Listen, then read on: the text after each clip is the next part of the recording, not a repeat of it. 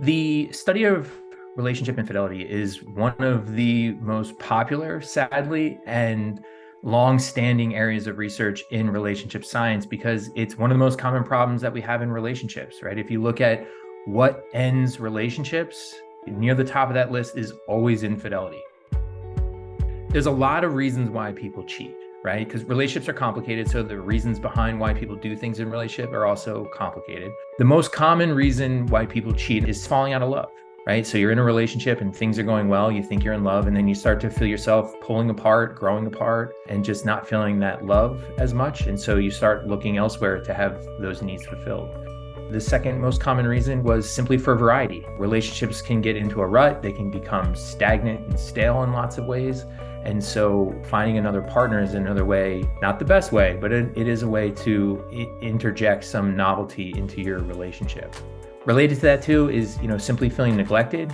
You got to remember, we get into relationships to fulfill a lot of our needs, needs for connection, needs for emotional support. And so if our partner isn't able to support us and help us meet those needs, frankly, we're going to find someone else who can. And then the fourth one is situational factors. Caught up in the moment, maybe a little bit too much to drink. A lot of times the main situational factor is the belief that we're not going to get caught. And sometimes it's just simply having the opportunity presented to us. We hadn't really thought about whether we would or we wouldn't, and you get caught up in that moment, and then you end up cheating. So another common question that people have is, are there differences between why men and women would cheat in a relationship? And there are. Men are more likely to cheat because they want more variety in their relationship. Men are more likely to cheat for situational reasons and simply because of sexual desire. Women, on the other hand, are more motivated to cheat when they feel neglected in their relationship.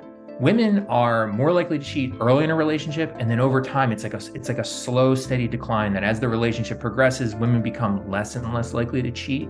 Men don't follow that same pattern. Men are more likely to cheat early, but then as the relationship progresses, they kind of follow the same pattern as women, where they become less and less likely to cheat over time, but only up to a point, right? Once men get longer into the relationship, they become more likely to cheat again. And so men's cheating is less tied to satisfaction, whereas women's is more tied to satisfaction. So that's why you're seeing the women who are neglected being more likely to cheat, and men, it's not as much of a factor.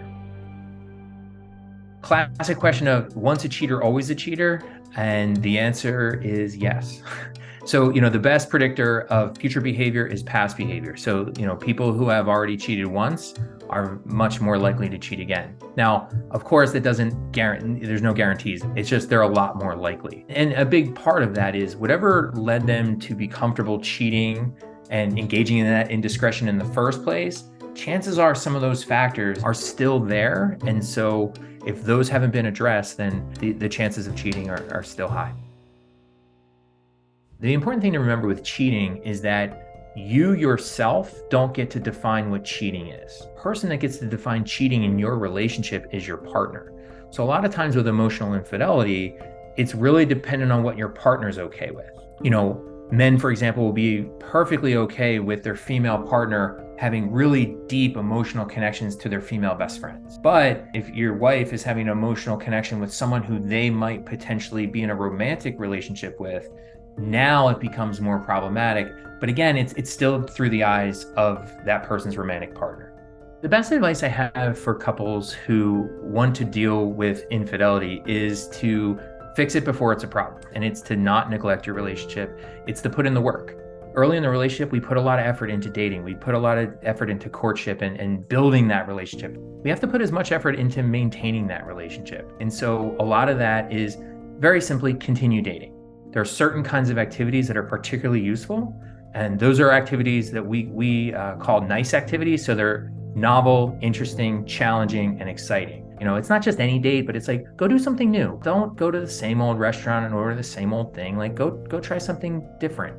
And there's just an inherent excitement in trying new things. And so those types of activities we know help what we call expand the sense of self.